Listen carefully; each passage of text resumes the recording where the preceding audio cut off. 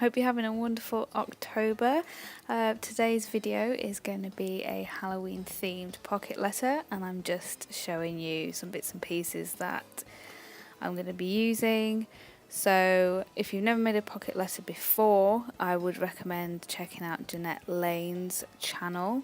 She is the creator of the pocket letter and she's a wonderful lady, so I'll link her down below. So basically a pocket letter is one of those trading card sleeves filled with decorated cards, and you can also put goodies into each of the pockets as well for your pen pal or whoever you're sending it to, such as stickers, bits and bobs, tea bags, things like that. So these cards here are going to be the back. And I'm not going to stick them to the front cards because I figured that once my pen pal had received them, if she wanted to take them out and use them separately, she could do. And this particular paper is actually a printable that I found on the Sizzix website. They've got an extensive collection of printable papers, so I will try and locate the link for that as well, because they had Halloween, Christmas, they had retro, vintage, floral, all kinds of themes of printable papers, and I've just rounded all the corners.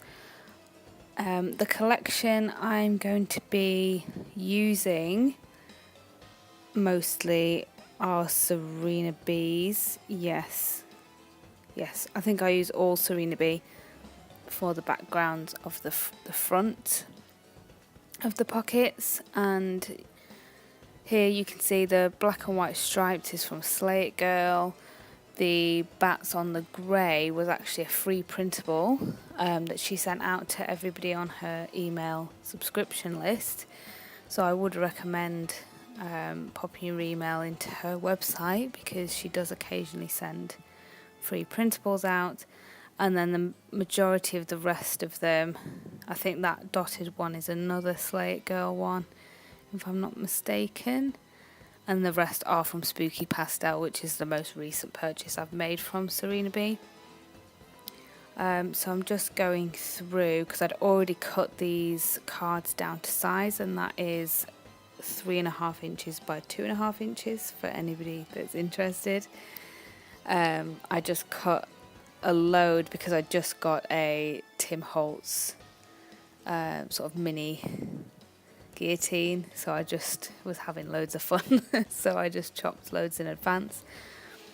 I seem to have lost some footage here, so basically I just showed you a card that I'd already done, and these stamps, including the image of the pumpkin, are from Tim Holtz.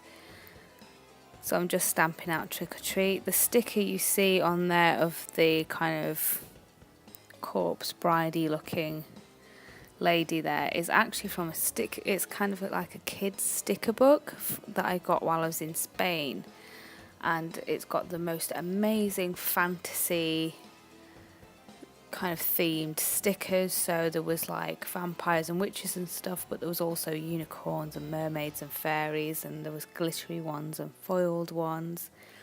My fiance, while we were in Spain, did actually manage to find it on eBay, so if I can find it again I will link it for you, but I did get it while I was on holiday.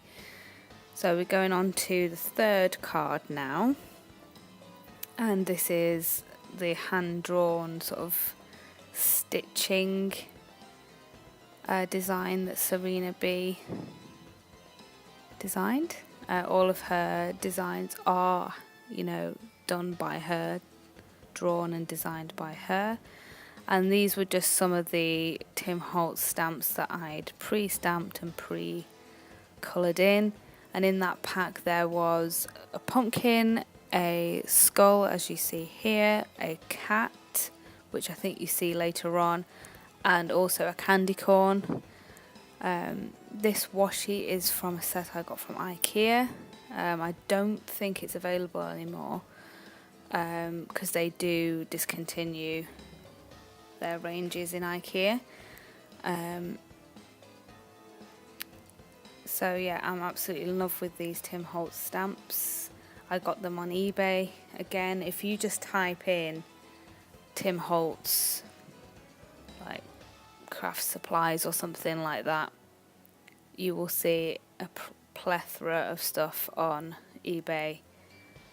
But also he's obviously stocked in most major kind of craft stores, online and physical stores. So I just put some foam tape on the back of this just to give it a little bit of dimension so it sticks out a little bit, because it creates that nice shadow behind it, which makes it more interesting. I'm adding some thin black polka dot washi. This was actually in a pack of like 7 that I got in the works, I think it was, ages and ages ago. But again, on Etsy and AliExpress, places like that, you'll be able to find similar, I'm sure. These gems were from, I believe they're from Dovecraft. Is it Cupcake Boutique or something the collection was called? I'm not quite sure. I did actually get these from Wilko, actually. So I'm going through some Tim Holtz again. These are the Ideology. It's Small Talk. Maybe if I shut it, I will be able to see. Oh, I'm not sure. This is the book I was talking about earlier. As you can see, there's some amazing stuff in here, and there were some bats, and there was already some bats on the card, but because these were foiled, I wanted to add them into the mix to give a bit of interest. And then the quote I used is "Don't forget to fly," which I thought was appropriate. Oh, I think I've decided I want to put some washi down. And again, this washi here was from IKEA, from actually their Christmas range last year. It was in a pack of 3, and I just loved the idea of the bats flying above the houses. I've actually used that washi more for Halloween this year than I did for Christmas last year. Because I just think they look like lit up houses, and I just think it looks kind of spooky. So this is the sequins I got from Pound World. Obviously they are advertised as table confetti, but they have been used in sequin mixes and all sorts. Having a bit of problem with this glue. I do love this glue. I think Poundland are currently stocking this. Oh, I think I lost a lot of footage. I'm really, really sorry about that, but this is the finished pocket letter. See, there's the cat I spoke about before. And that's that. So have a good one, guys, and I'll see you in the next one. Don't forget to subscribe.